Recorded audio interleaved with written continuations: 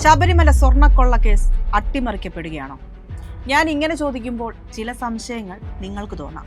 എന്നാൽ അതിന്റെ മറുപടി ഇതാണ്. കുറച്ച് ദിവസങ്ങൾക്ക് മുൻപ് ദേവസ്വം ബോർഡിന്റെ സ്പെഷ്യൽ പ്ലീഡറായി ഒരാളെ നിയമിച്ചത് നിങ്ങൾ അറിഞ്ഞു കാണുമല്ലോ. അപ്പോൾ അയാളെ പുറത്താക്കിയ കാര്യവും അറിഞ്ഞു കാണും. ശബരിമല സ്വർണ്ണക്കൊള്ള കേസിൽ പ്രതികളായ സ്മാർട്ട് ക്രിയേഷൻസിന് ഈ കേസ് എങ്ങനെ നേരിടണം എന്ന് ഉപദേശം നൽകിയിരുന്ന, അവർക്ക് വേണ്ടി കോടതിയിൽ വാദിച്ച വക്കീലാണ് ഈ സ്പെഷ്യൽ പ്ലീഡറായി നിയമിക്കപ്പെട്ട അഡ്വക്കേറ്റ് KB പ്രദീപ്. അതേ പ്രദീപിനെ തന്നെയാണ് ദേവസ്വം ബോർഡ് പ്ലീഡറായി UDF സർക്കാർ നിയമിച്ചത്. ഇതിൽ നിങ്ങൾക്ക് ഒന്നും തോന്നുന്നില്ലേ? എങ്കിൽ ഞാൻ മറ്റൊരു കാര്യം കൂടി പറയാം. നിലവിൽ ദേവസ്വം ബോർഡിന് സ്പെഷ്യൽ പ്ലീഡർ എന്നൊരു പോസ്റ്റ് ഇല്ല.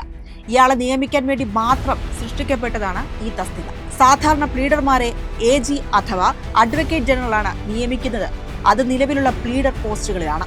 അതായത് ഈ പ്ലീഡർ പോസ്റ്റ് AG അറിഞ്ഞിട്ടുണ്ടാകാൻ യാതൊരു സാധ്യതയുമില്ല. ഇപ്പോഴും ഒന്നും തോന്നുന്നില്ല അല്ലേ? ശരി, ഇനി ഒരു കാര്യം കൂടി പറഞ്ഞു തരാം.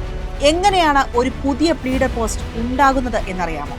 അതിന് നിയമവകുപ്പ് ആ പോസ്റ്റ് സൃഷ്ടിക്കണം, അതിനെ ധനവകുപ്പ് അംഗീകരിക്കണം, പിന്നീട് മുഖ്യമന്ത്രി അംഗീകരിക്കണം. ഇതൊരു 6 മാസമെങ്കിലും നീണ്ടു നിൽക്കുന്ന പ്രക്രിയയാണ്. ഈ നിയമനത്തിന് AGയുടെ അനുവാദം വേണ്ട. 6 മാസം വേണ്ട ഈ പ്രക്രിയ കേവലം ദിവസങ്ങൾ കൊണ്ടാണ് സംഭവിച്ചത്. മറ്റൊരു കാര്യം കൂടി പറയാം. ഈ നിയമനം നിർമ്മിച്ച 3 ഡിപ്പാർട്ട്മെന്റുകൾ ഒരാളാണ് കൈകാര്യം ചെയ്യുന്നത്, മുഖ്യമന്ത്രി VD സതീശൻ. എന്തുകൊണ്ടാണ് ഇത് ഇത്ര പെട്ടെന്ന് സൃഷ്ടിക്കപ്പെട്ടതെന്ന് മനസ്സിലായില്ലേ? സതീശൻ ഇടപെട്ട് തന്നെയാണ്. ഇപ്പോൾ കാര്യം മനസ്സിലായില്ലേ? ഈ നിയമനത്തിൽ സതീശനായിരുന്നു താല്പര്യം, സതീശന് മാത്രമായിരുന്നു താല്പര്യം. K മുരളീധരൻ അത് പറയുകയും ചെയ്തു. ഇനി എന്തുകൊണ്ട് കേസ് അട്ടിമറിക്കപ്പെടുമെന്ന് പറഞ്ഞു എന്നറിയാമോ? കേരളത്തിലെ എല്ലാ പ്ലീഡർമാരും ഉപയോഗിക്കുന്ന ഒരു സർക്കാർ പോർട്ടലാണ് mizago.kerala.gov. പ്ലീഡർമാർക്ക് വേണ്ട വിവരങ്ങളും രേഖകളും എല്ലാം ഈ പോർട്ടലിലാണ് ഉള്ളത്. ഇനി ഇതേ പോർട്ടലിൽ പ്രതിഭാഗം വക്കീൽ എത്തിയാലുള്ള അവസ്ഥ എന്താകുമെന്ന് ചിന്തിച്ചു നോക്കാം. ഈ കേസുമായി ബന്ധപ്പെട്ട വിവരങ്ങൾ ചോർന്നു കഴിഞ്ഞു എന്നുള്ള കാര്യം ഉറപ്പാണ്. കാരണം ഈ പ്ലീഡർ നിയമനം കഴിഞ്ഞതോടുകൂടി തന്നെ സ്മാർട്ട് ക്രിയേഷൻസിന്റെ വക്കീലിന് ഈ പോർട്ടലിലേക്കുള്ള പ്രവേശനം ലഭ്യമായി. അതോടുകൂടി തന്നെ ഈ രഹസ്യരേഖകൾ അവർക്ക് ലഭിച്ചു കഴിഞ്ഞു. 24 മണിക്കൂർ കഴിഞ്ഞപ്പോൾ മുഖ്യമന്ത്രി തന്നെ ഇദ്ദേഹത്തോട് രാജി ആവശ്യപ്പെട്ടു അത്രേ. എത്ര നല്ല അഭിനയം! ഇങ്ങനെ പുറത്താക്കാനാണെങ്കിൽ എന്തിനാണ് ഇത്രയും തിടുക്കപ്പെട്ട് നിയമനം നൽകിയത്? ഉത്തരം വളരെ സിമ്പിളാണ്. ഈ രേഖകൾ അവർക്ക് വേണം.